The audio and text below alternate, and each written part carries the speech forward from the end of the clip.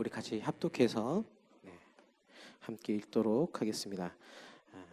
마태복음 5장 8절 말씀입니다. 우리 같이 한 목소리 읽겠습니다. 시작. 마음이 청결한 자는 복이 있나니 그들이 하나님을 볼 것이며. 아멘. 제가 어릴 때에 들었던 이야기 중에 아직도 기억에 남는 이야기들이 몇 개 있습니다. 갈렙은 좀 공감할 수 있는 이야기.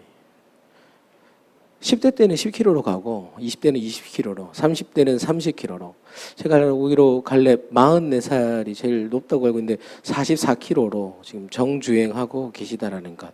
눈 깜빡하면 구기가 여기 가 있고 시간이 생각보다 빨리 간다라는 것. 목사님 설교 중에 아무것도 기억이 나는 게 없는데 그거는 기억이 납니다. 살면서 정말 그렇구나. 그리고 몇 가지 기억에 남는 예화 중에 헌금에 얽힌 에피소드, 이야기도 생각이 납니다. 제가 정말 어릴 때 들었는데 지금도 기억이 나요. 그게 뭐냐면 한 아이가 있었답니다. 한 아이가 이제 주일 아침에 주일 학교 예배 가려고 옷을 입고 이제 문을 나서려고 하니까 어머니가 이렇게 500원을 탁 꺼내서 주시면서 이거는 헌금하면 되는 거야 이러라고 하셨대요. 그래서 네 엄마 이렇게 딱 받아서 한 손에 잡았답니다. 근데 어머니가 그날따라 500원을 더 주시면서 요거는 교회 마치고 올 때 간식 사 먹어라 이렇게 하셨대요. 양손에 돈이 다 있었던 거예요. 그래서 너무 신이 나는 거예요. 뭐 여러분한테 500원, 요즘 아이들한테는 10,000원도 돈이 아닌 세상이지만 양손에 500원, 1,000원을 다 가진 것 같은 그 기쁨으로 신나게 교회로 달려가다가 돌뿌리에 걸려 그냥 자빠졌답니다. 당연히 동전들을 다 잃어버렸겠죠. 근데 한 동전은 자기 앞에 툭 떨어졌는데 동전 하나는 떼굴떼굴 굴러서 하수구에 빠졌다고 합니다. 그때 이 아이가 한 말이 있습니다. 아직도 기억이 납니다.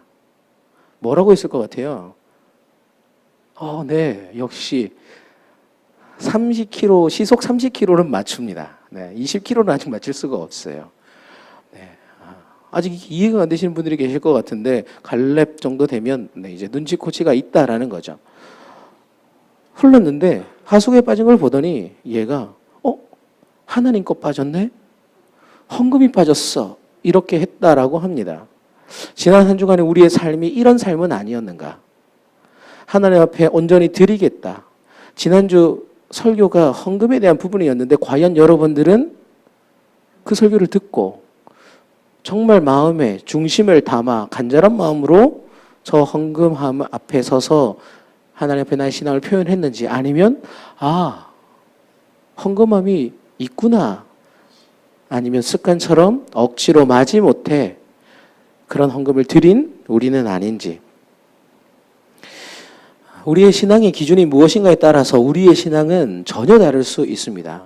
예수님 당시에 유대인들도 자신들이 가진 신앙의 기준이 있었고 거기에 걸맞는 헌금 생활을 하고 있었습니다. 마가복음 7장 11절 말씀에 보면 예수님께서 하나님께 드렸다라고 고르반이라는 아람어인데 하나님께 드렸다라고 하는 헌금, 특별한 제도를 소개하십니다. 예수님이 언급하는 헌금의 이름입니다. 고르반.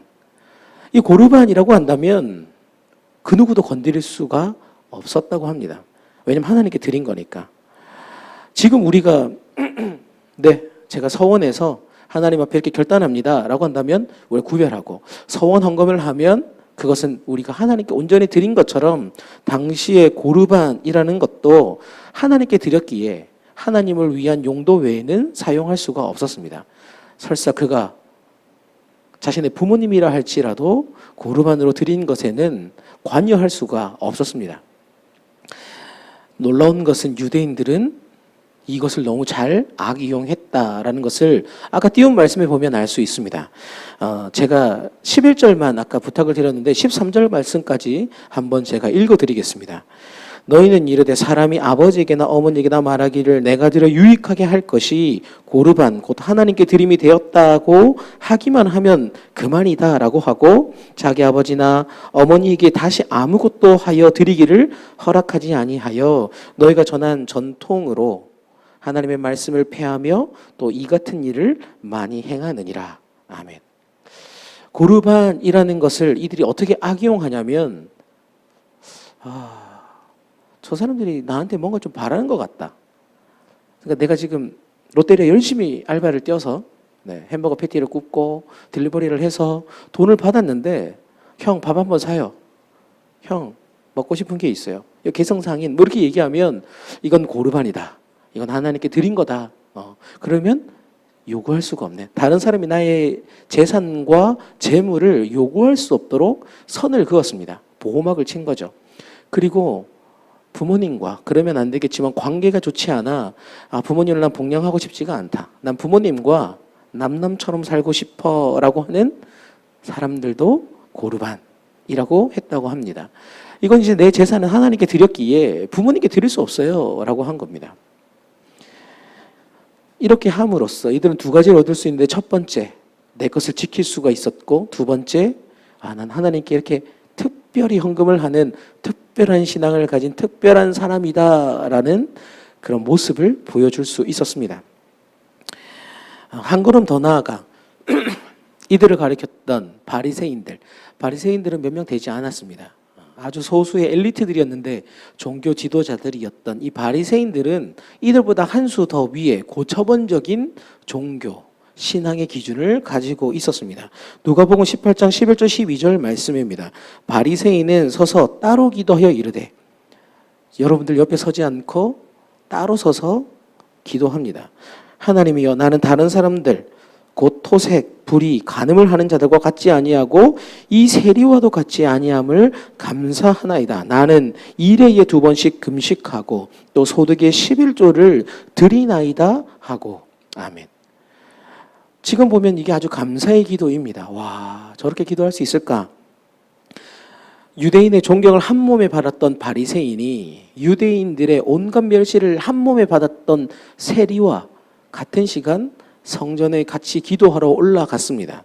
그때 이 사람이 따로 서서, 옆에 서지 않고 따로 서서 하나님께 감사의 기도를 드리는데 그게 뭐냐면, 하나님, 이런 세리들, 이런 외식하는, 이런 부정한, 이런 가증한 사람들과 달리 나를 특별하고 나를 위대하게, 내가 하나님 앞에 금식과 경건의 삶을 살아갈 수 있는 은혜를 주셔서 감사합니다, 하나님. 이렇게 감사의 기도를 드렸습니다. 지금 이 기도는 진짜 감사가 아닙니다. 이 말은 하나님께 감사가 아니라, 하나님이 아니라 그렇게 살아온 내가 당당하고 자신 있고 너무 만족스럽다라는 그의 기도입니다. 너무 떳떳하고 당당한, 그 옆에 세리는 고기도 쳐들지 못하고 하나님 앞에 부끄러워서 내가 죄인이라 입도 뻥끗하지 못하고 있는데 너무 당당하게 보여주기 위한 신앙. 종교 지도자, 신앙을 가리키고 모니 되어야 할 이 사람이 어떻게 이렇게 위선적인 삶을 살았을까? 왜 이렇게 보여주는, 자기에 대해 당당할 수 있는 것인가? 그 이유를 성경에 보면 명확하게 이야기합니다. 하나님의 말씀을 떠났다. 자신의 신앙의 기준이 하나님의 말씀이 아니었고, 지금 그 기도의 내용을 보면 하나님 말씀에 근거하지 않고 이 세리들보다, 늘사랑 예배 조모임 오지 않는 쟤보다 더 나은 나를 다른 사람과 비교하는 나, 이 사람의 기준은 하나님의 말씀도 아니고 하나님 뜻도 아닌 다른 사람이었습니다. 쟤보다는 내가 낫지 않나. 때문에 이 바리새인은 신앙의 기준이 하나님이 아닌 다른 사람, 말씀을 벗어난 자신의 의, 자신의 공로였기 때문에 이렇게 위선적인 신앙을 가질 수밖에 없었습니다. 하나님의 율법을 다 외우고 금식과 경건의 특별한 삶을 살았음에도 주님이 그들을 향해 하신 말씀은 딱 한 가지입니다. 동일한데 마태복음 23장 27절에서 그들을 향해 이렇게 아름답게 그들을 축복하시며 말씀하십니다. 화 있을진저 외식하는 서기관과 바리새인들이여, 회칠한 무덤 같으니 겉으로는 아름답게 보이나 그 안에는 죽은 사람의 뼈와 모든 더러운 것이 가득하도다. 아멘. 너희들이 그렇게 경건한 신앙을 하고 그런 삶을 산다 할지라도 내가 볼 땐 겉은 화려하지만 속은 코팅이 돼서 썩은 시체물도 빠지지 못하는 썩은 내가 가득한 시체가 썩어 있는 쓰레기장과 같다라고, 실상은 죽어 있는 믿음이다라고 그들의 외식하는 신앙을 지적하십니다. 이들도 분명히 알고 있습니다. 내가 잘못되었다. 무엇이 더 중요한지를 알고 있었습니다. 왜냐하면 이들은 율법을 외우고 있었기 때문인데, 율법 신명기 6장 5절 말씀에 보면 너는 마음을 다하고 뜻을 다하고 힘을 다하여 내 하나님 여호와를 사랑하라. 분명히 바리새인들도 이렇게 가르쳤을 것입니다. 여러분, 사랑하는 여러분, 갈렙 여러분 집중하세요. 자, 하나님을 마음과 힘과 뜻을 다해 사랑합시다라고 했으면서 사무엘상 16장 7절에 보면 중심을 보시는 분이 바로 하나님이심을 그들이 알고 가르쳤기에 자신들도 그렇지, 나도 마음과 힘과 뜻을 다해 나도 중심이 하나님께 고정되어야겠다 알고 있었습니다. 만약 내가 그러지 않는다면 선생된 바리새인들은 말씀을 통해 호세아 10장 12절 말씀처럼 너희의 묵은 땅을 기경하라. 지금이 곧 여호와를 찾을 때니 마침내 여호와께서 오사 공의를 비처럼 너희에게 내리시리라. 그렇지. 지금 내가 하나님 앞에 사랑하지 않고 말씀대로 살지 않고 잘못되어 있기에 내 묵은 땅을 기경해야지. 내 돌 같은 마음, 다시 부드러운 마음, 새 마음으로 가다듬어야지. 그들은 알고 있었습니다. 시편 32편 2절 말씀처럼 마음에 간사함이 없고 여호와께 정죄를 당하지 아니한 자는 복이 있도다. 복이 있는 인생이란 내가 살아가고 가르쳐야 할 인생은 바로 마음에 간사함이 없는 것이구나. 하나님을 간사한 마음이 아니라 이용하려는 마음이 아니라 온전한 마음으로 내가 하나님을 사랑하고 섬겨야지. 그들은 분명히 알고 깨닫고 있었습니다. 그 누구보다 제일 잘 알던 사람들이 이들입니다. 그러나 문제는 이들은 머리로만 알 뿐 그렇게 살아가지를 않았습니다. 올바른 신앙을 위해 말씀에 순종하기보다 오히려 열정적인 최선의 삶은 살아갔습니다. 그러나 하나님의 뜻과 벗어난 나의 율법, 나의 종교적인 열심, 하나님의 말씀과 뜻과 무관한 나의 열정으로 그들은 뜨거운 삶을 살아갔습니다. 결국 자기 부인도 없는 삶, 마음과 중심도 없는 껍데기뿐인 그들의 열정, 다른 이들과 비교하며 세리보다는 낫지, 창리보다는 낫지, 저 예수보다는 내가 낫지, 다른 사람보다 더 낫다라고 하는 눈에 보이는 겉으로만의 열정을 부었던 그들이기에 그들에게는 경건의 능력도 없고 또 주님이 칭찬하는 그런 신앙이 아니라 책망만 받는, 저주만 받는 종교인에 그들은 머물고 있습니다.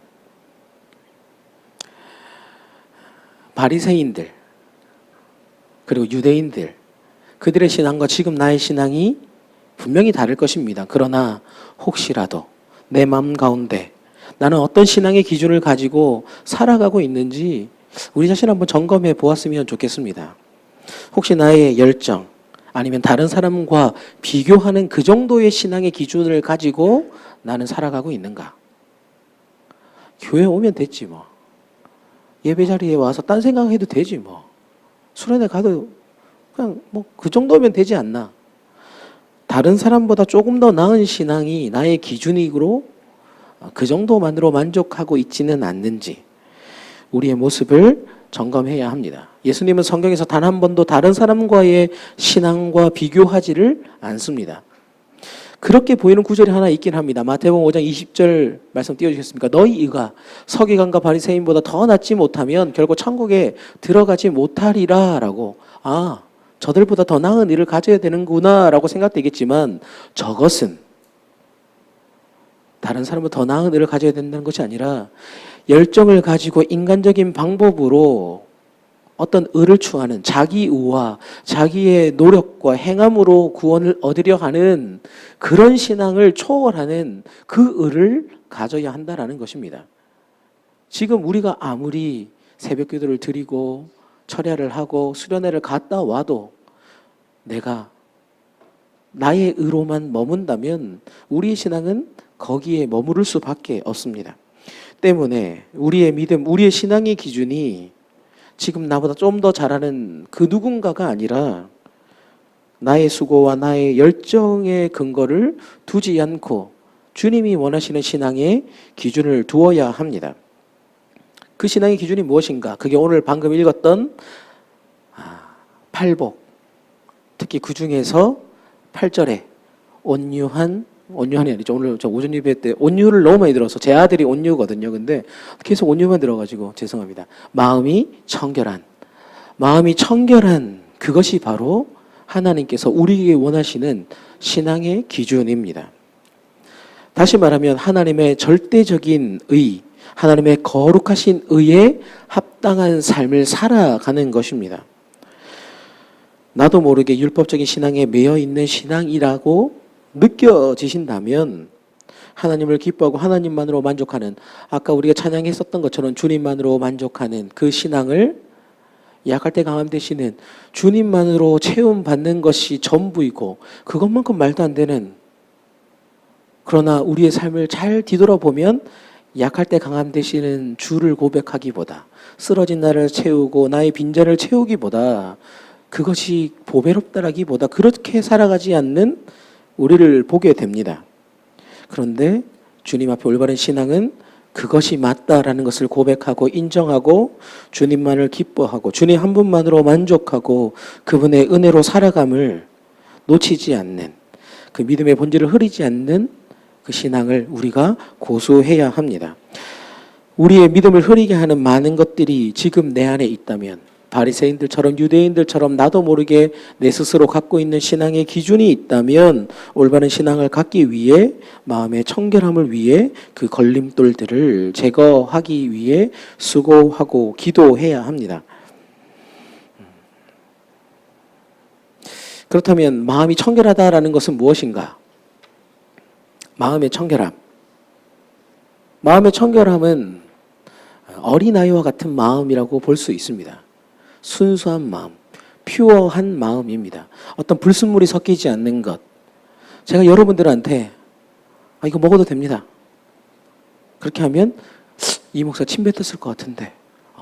그러나 제 딸은 의심하지 않고 주면 먹습니다. 하나님 앞에 우리의 몸, 마음 의심하지 않고 다른 불순물, 다른 생각이 섞이지 않는 깨끗한 순수한, 그것이 바로 주님이 우리에게 원하시는 마음의 청결함입니다. 우리의 헌신과 동기에 아무것도 섞이지 않는 것, 그게 바로 마음의 청결함입니다.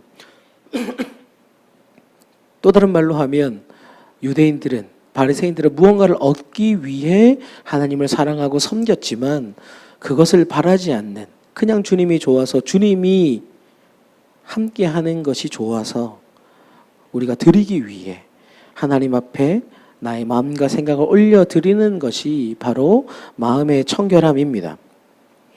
겉이나 말로만 하나님의 말씀대로 사는 것이 아니라 주님 한 분만으로 만족하는 그 마음의 청결함. 이 마음의 청결함을 좀 더 이해하려면 산상수훈, 마태복음 5장부터 8장까지는 산상수훈인데 그 중에서 6장 21절 말씀에 보면 마음의 청결함이 무엇인지 조금 더 구체적으로 보조적인 설명을 하고 있습니다. 내 보물이 있는 그곳에는 내 마음도 있느니라. 아멘. 이 마음, 이 중심, 하나님 보시는 것, 우리의 생각과 우리의 마음의 모든 근원이 되는 이 마음은 특별한 기능이 있는데, 특별한 어떤 성분, 어떠한 습관 같은 게 있는데, 하나님만 모실 때는 하나님만 사랑하지만 보물, 재물, 또 다른 어떤 하나님과 같은 존재가 나타나면 하나님도 사랑하고 그것도 사랑하는, 결국은 하나님보다 다른 것을 더 사랑하는 그러한 본성이 우리 안에 있습니다. 그래서 마태복음 6장 21절 말씀은 물질이 너희의 마음을 사로잡기 시작하면 그때부터 하나님은 너의 주인이 되지 않고 그 물질이 너의 주인이 될 것이다 라는 말로 바꿔 말할 수도 있습니다. 다시 말해 우리가 두 마음을 품는 그 순간이 마음이 청결하지 않는 상태라는 것입니다. 내 마음을 청결하고 싶다, 내가 하나님을 보는, 하나님 앞에 합당한 신앙을 갖고 싶다라고 생각하신다면 지금 내 안에 유대인들과 같은 종교인의 모습을 벗어내고, 그리고 하나님과 동일하게 하나님보다 더 사랑하는, 하나님처럼 사랑하는, 하나님보다 더 관심을 갖고 마음을 향하는 것들을 거두어 내어야 합니다. 내 마음의 보좌에 주님도 있고 다른 것도 있다면, 나도 있다면, 그러한 믿음은, 그러한 신앙은 아무리 두 손 모아 열심히 기도하고 예배를 빠지지 않고 헌금을 열심히 잘 드리고 성경을 줄줄이 다 외우고 리더를 하고 목사를 한다 할지라도 그의 신앙은 올바른 신앙이 아닙니다. 하나님의 기준에 미달인 신앙인 것입니다. 반대로 우리의 모습이 부족하고 연약해도 하나님 향한 순수한 마음으로 순수한 행동으로 이어지는 삶을 살아가고 있다면 주님은 그것을 보실 때에 마음이 청결한 자이다 복이 또다 마음이 청결한 자들이여 그들이 하나님을 볼 것이다 라고 우리에게 말씀하십니다.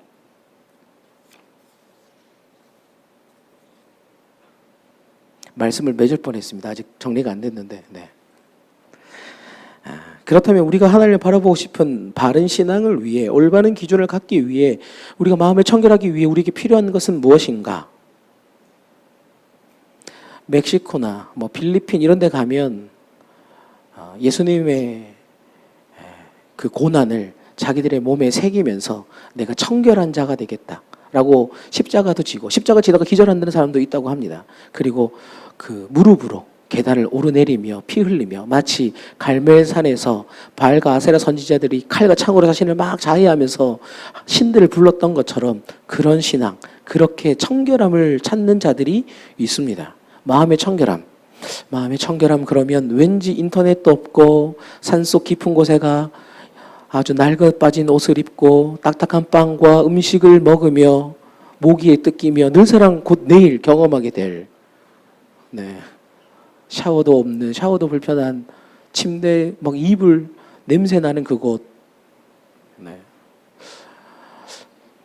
그러나 성경에서 마음의 청결함의 방법은 그런 것이다라고 말씀하지 않습니다. 우리의 고행과 우리의 어떠한 수행, 우리의 노력으로 할 수 있는 것이 아님을 성경은 분명히 말씀합니다. 오늘 본문은 말하고 있지 않지만 구약과 그리고 신약에서 우리가 어떻게 마음이 청결한지를 소개합니다. 두 가지입니다. 먼저 첫 번째로 잠언 20장 9절 말씀입니다. 내가 내 마음을 정하게 하였다. 내 죄를 깨끗하게 하였다 할 자가 누구냐? 아멘. 우리 중에 깨끗한 사람이 없다라는 겁니다. 바울이 이렇게 이야기합니다. 내가 죄인 중에 괴수로다. 나는 공고한 자로다. 우리는 아무리 의롭고 노력해도 죄인이다. 나는 허점투성이고 나는 하나님 앞에 아무것도 할 수 없는 세리우처럼 고개를 숙일 수밖에 없는 자임을 인정하는 것. 이게 바로 내가 두 마음을 품지 않는 첫 번째 첫걸음입니다. 나는 아무것도 아니기에 하나님 앞에 심령이 가난한 자로 애통하는 마음으로 나아갈 때 비로소 우리는 하나님 앞에 마음의 청결한 삶을 살아갈 수 있습니다.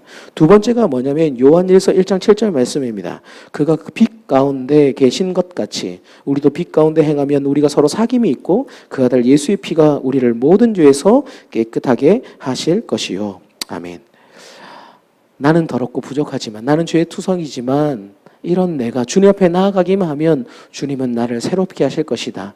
나는 부정하고 악하지만 그러나 주님 보혈로 내가 정결케 될 것이다. 주의 공로 의지하는 더러운 마음과 더러운 생각들을 주의 보혈로 깨끗이 씻을 때 우리는 마음이 청결한 삶을 그런 청결한 자가 될 수 있습니다.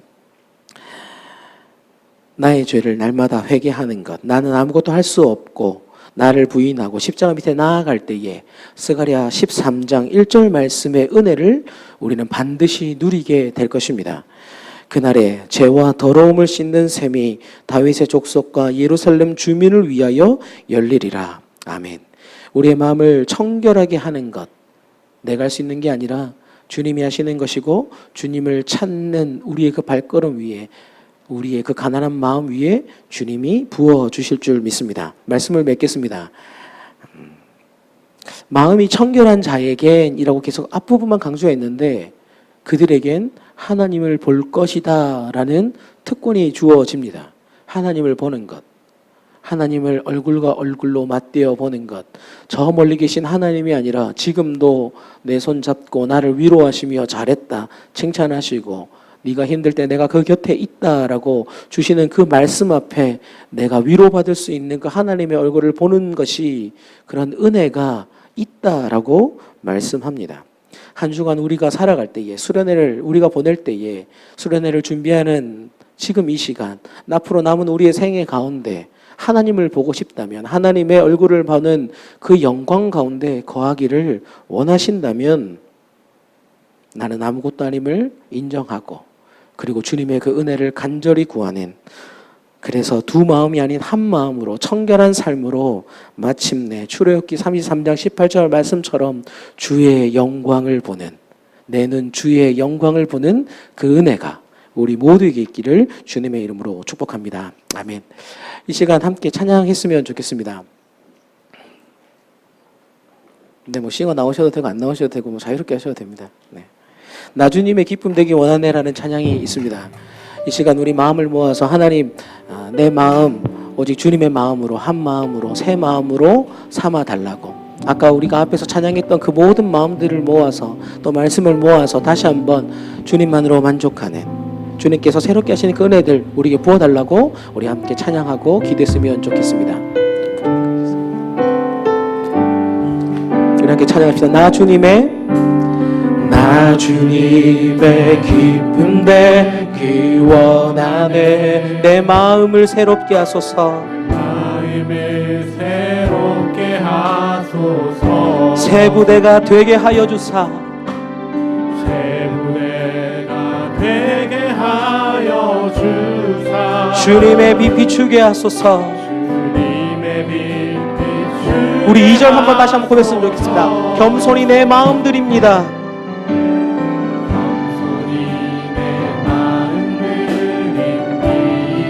나의 모든 것 받으소서 나의 모든 것 받으소서 나의 마음 깨끗게 씻어주사 나의 마음 깨끗게 씻어주사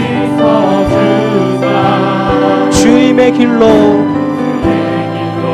행하게 하소서 우리 같이 한번 고백합시다. 내가 원하는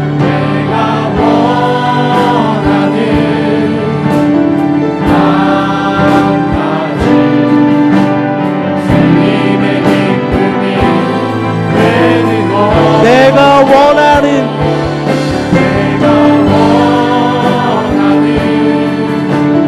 한 가지 주님의 기쁨이 우리 후렴 다시 고백하겠습니다. 내가 원하는 한 가지 내가 원하는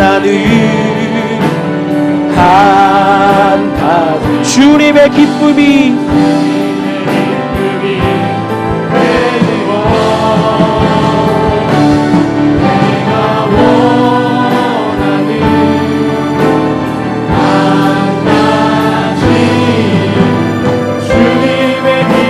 우리 마지막으로 한번 고백합시다. 내가 원하는 것 한 가지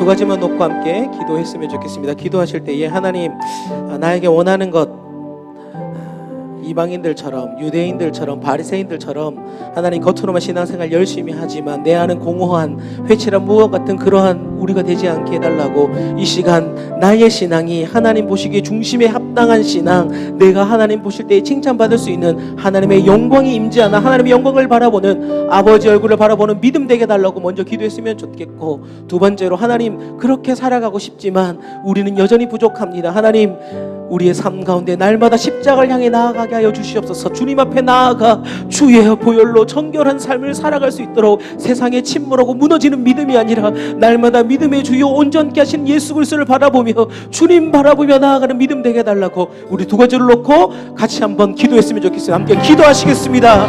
은혜와 사랑이 풍성하신 하나님 이 시간 하나님의 은혜를 구합니다. 하나님 부족하고 연약한 우리의 모습, 그러나 정결하게 하여 주시옵소서. 깨끗게 하여 주시옵소서. 하나님의 영광이 있는 하나님 모시기에 아름다운 정결의 삶을 살아가게 하여 주시옵소서. 깨끗하게 하여 주시옵소서. 부정한 것들을 껍데기 뿌리 노래들을 거두어 주시옵소서.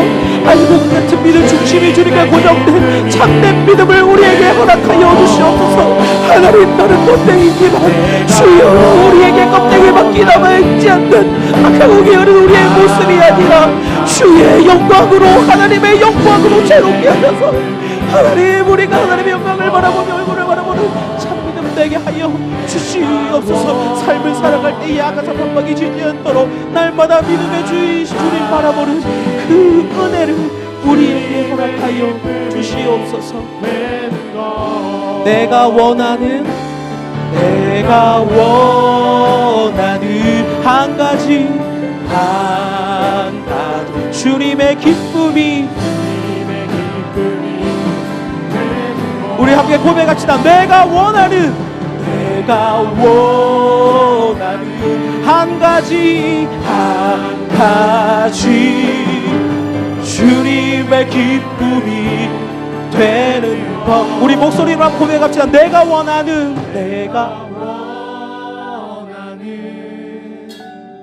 한 가지 주님의 기쁨이 되는 것. 내가 원하는 한 가지 주님의 기쁨이 되는 것.